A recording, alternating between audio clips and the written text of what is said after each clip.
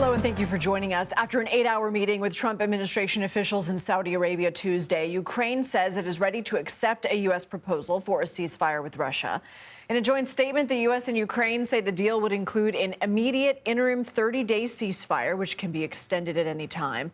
Russia has not yet agreed to the proposal. After their meeting Tuesday, Secretary of State Marco Rubio and National Security Advisor Mike Waltz gave a brief update on the next steps they'll take with the Kremlin.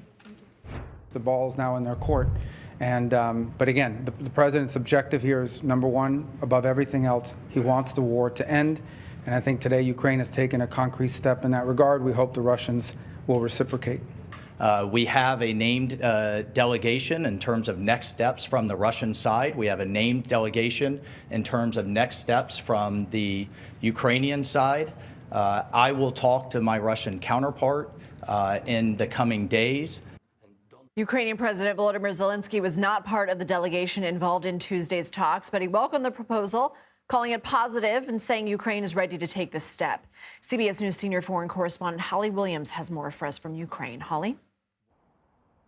Well, the headlines in that joint statement coming out of Saudi Arabia is that Ukraine has agreed to a U.S. proposal to implement a 30-day interim ceasefire, though, of course, that requires Russia's agreement as well. We're going to take the offer to them. We're going to tell them this is what's on the table. Ukraine is ready to stop shooting and start talking. And now it'll be up to them to say yes or no. More immediately, the U.S. has agreed to immediately lift the pause on intelligence sharing and the delivery of military aid to Ukraine. That was suspended after a disastrous, explosive meeting between President Volodymyr Zelensky and President Trump recently in Washington. The president's been abundantly clear. He wants the shooting to stop. He wants the warfare to stop. He wants the dying and the suffering to stop.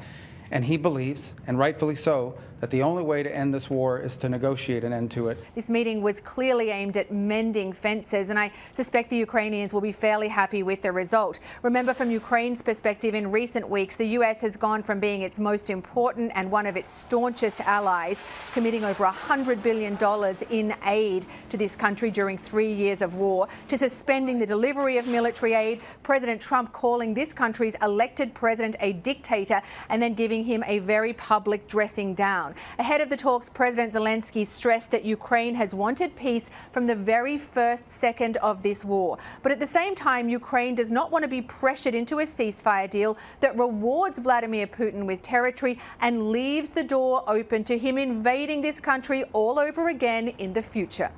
Holly Williams, CBS News, Kyiv, Ukraine. For more, let's bring in Jonathan Wachtel. He is the former Director of Communications and Senior Policy Advisor at the U.S. mission to the United Nations. Thank you for joining us. What's your reaction? Do you see this as a positive first step? And is it surprising given that skirmish in the Oval Office we saw just 11 or so days ago?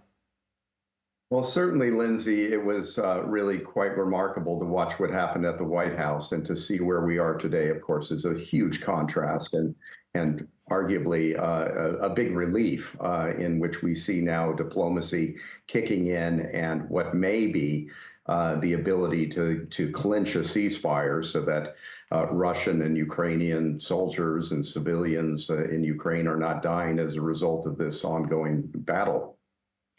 As we mentioned, the U.S. says it will also immediately resume security assistance to Ukraine. How significant is that? That's massive, because it truly is that intelligence that allows the Ukrainian military to monitor Russian troop movements and equipment movements so that they can respond in kind if there would be some sort of assault. And we've seen certainly the Russians picking up gains in the Kursk region, which is Russian Federation territory, which the Ukrainians seized as part of their leverage against the Russians in the course of this war. And it is really difficult for any embattled military to stand up against the Russians, who have massive resources in terms of soldier numbers and equipment, without that level of intelligence to be able to monitor what's happening on the ground and in the air. Steve Witkoff, President Trump's special envoy to the Middle East, is heading to Moscow later this week to meet with Russian President Vladimir Putin. How do you expect that will go, and what will he have to convince Putin of in order to accept this proposal? Well, Vladimir Putin really holds so much strength here. He launched the war. He has a set agenda. and that is to seize as much of Ukraine's territory as he possibly can and convert that over to Russian Federation territory. And ultimately, he does not want to see a government, a nationalist government like Zelensky's in Kiev, because that, of course, is in opposition to everything Vladimir Putin stands for and wants to have happen in terms of Russian influence, not only in the region, but geopolitically. You know, we've got a long ways to go here. We have issues around NATO expansion, Ukraine's participation in NATO.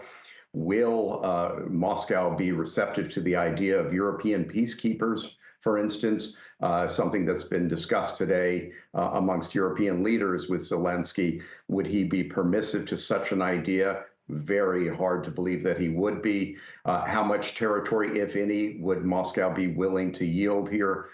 What would happen with the Kursk region in terms of leverage? Just so many unknowns. But of course, it's important if a ceasefire can happen, at least there'll be space for dialogue. Today was a very bloody day again in this conflict. And to see an end to that, those atrocities and that death toll and those horrible wounds that people are suffering as a result of this ongoing 3-year battle really is a welcome sight. So hopefully we'll get there. Jonathan Wachtel, thank you for your time.